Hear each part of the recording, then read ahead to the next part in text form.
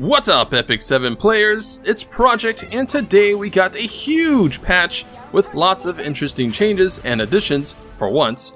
Today I'll be covering the newly added Alchemist Steeple. Finally, after nearly a year of being out, we can access this 5th sanctuary facility. You'll be able to get better returns on your not-so-good gear, and even can get the specific catalyst you want without grinding adventure for AP points for 2 catalysts every week. To begin though, if you beat the game on world difficulty and maxed out your facilities already with Orbis, then you'll have to reset some of those buildings if you want to access certain functions or benefits from the new Steeple. We just don't have enough Orbis to max out everything yet. Not when we only have Chapter 2 from Episode 2 unlocked so far, of which you can only get 1 Orbis out of that after completing the AP quest in Chapter 1, but it still requires 400 AP points to buy, so you'll likely have to sacrifice some other facilities. But let's take a look at the facilities and what they have to offer.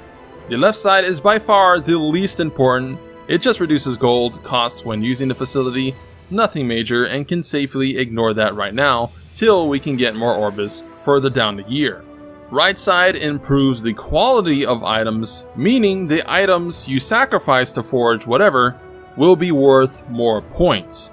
An example in this case is they gave the table for catalyst crafting, so with a max right side facility, when crafting an epic catalyst, your rare catalyst will be worth 12 points and epic cats will be worth 48 points instead of 10 and 40.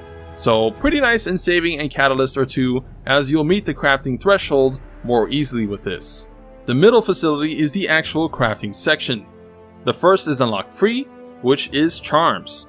The second is hunt materials, and the third is for catalysts. Starting off with charms, this is honestly the better facility, as now we can scrap the crappy rare items we get from hunts or raid or goblin chest here to create heroic or even epic grade charms for upgrading our gear. So this is a great feature for the game. Now unfortunately, it's sorta ruined in that you can only use the function once a week. What the hell? Pretty lame, but as you see here, sacrificing some lower gear and maxing out the bar got me all these pretty little charms, and even 1 epic.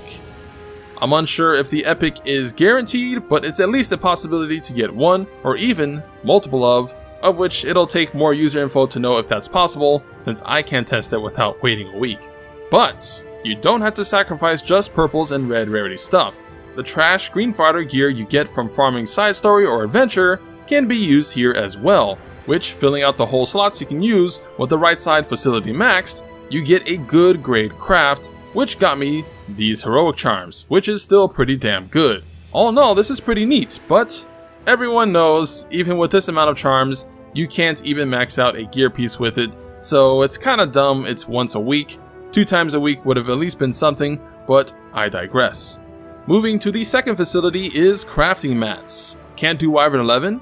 Fret not, my little friend, you can sacrifice lower tier mats to create higher tiered ones. So for those of us who hoarded lower tier mats from Abyss and such, now's our time to shine, as we can finally put them to good use.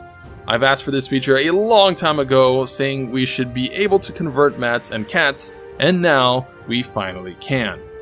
There is a small catch to this though, as you need to clear certain hunt levels to unlock each tier material to craft. So say you want to unlock all the Wyvern crafting options, you're gonna need to clear hunt 3, 5, and 7 to unlock them all, in that order. But just needing to beat stage 7 to unlock the rarest Wyvern mats to craft, level 85 stuff, is pretty good for new game players, and even early game players just beating adventure, as stage 7 is pretty easy to conquer if you chose Angelica at the start, and have your DPS built up decently from the free gear you get from lab. And you get a buttload of mats from clearing certain stages in Abyss, so definitely save those, and the lower tiered mats from getting to stage 7, save all those for this. With that said, here's what you get for crafting.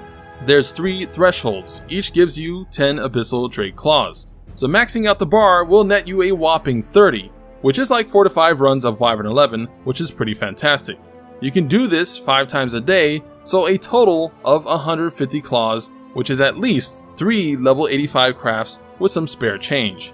Very nice. Of course, the downside to this is you'll eventually run out of mats to sacrifice, but still, it's a nice quick conversion to get some extra oomph right now while the game's hot with updates and even has free gear removal at the moment, saving you more money. Speaking of crafting real quick, side note, we can now finally craft accessories! Yes, finally! It only took almost a year. So perhaps save the mats that you get from this crafting method to craft those, or boots to try to get those oh so demanding and delicious level 85 speed main stat boots. Crafting accessories does need a lot more to craft than the other gear though, so keep that in mind. But with 150 mats, you'll be able to craft 2 accessories and then 1 boot in total each day. Not bad. Keep in mind, you can only fodder mats of the same class to craft, so you can't use golem mats to craft wyvern stuff. And the last middle tower function is crafting cats. That's right, you can now make your own Neko-chans to pet. But seriously, this is a neat function that, in reality, is a net loss for you.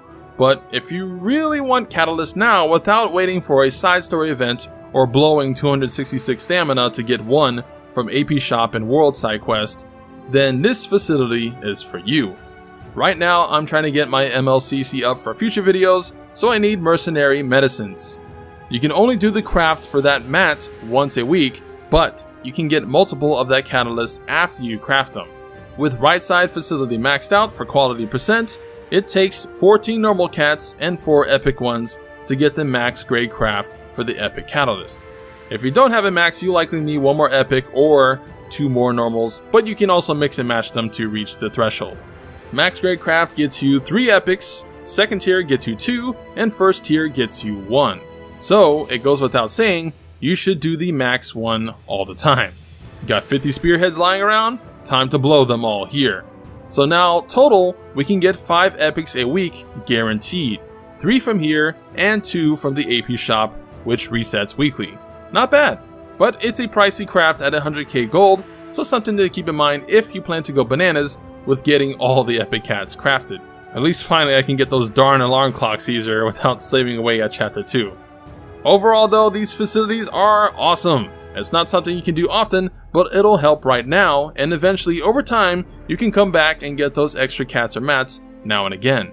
I would say if you plan to just use the facility for charms and the initial hunt mat conversion, then you can safely go 0 to 0 on this as far as Orbis use, without having to reset your other facilities, which cost 300k gold to reset. But if you were to sacrifice some facility functions to max out Steeple, middle and right side, then resetting gold facility from Steel Workshop is probably the one to cut. Overall, with all the Orbis you can get currently, your Sanctuary should look like this. But that is my guide for the new Sanctuary facility, Alchemist's Steeple. Hopefully you now understand it more clearly in deciding whether you want to commit to upgrading it. As a reminder, there is a free unequip event going on right now till the 30th of June. Time to swap that gear around and play with the newly balanced heroes to test things out. But that is all from me. I'll be busy with Monster Hunter Iceborne this weekend, but perhaps next week I can make a couple Epic 7 videos for y'all. One about MLCC is at least guaranteed. But in general, the more support I get from you guys, the more videos I will make. So make sure to leave a like and comment down below your thoughts on the new Steeple or the new balance changes to your favorite heroes. If you want my thoughts on the balance changes, you can check out my previous video in the end screen annotation.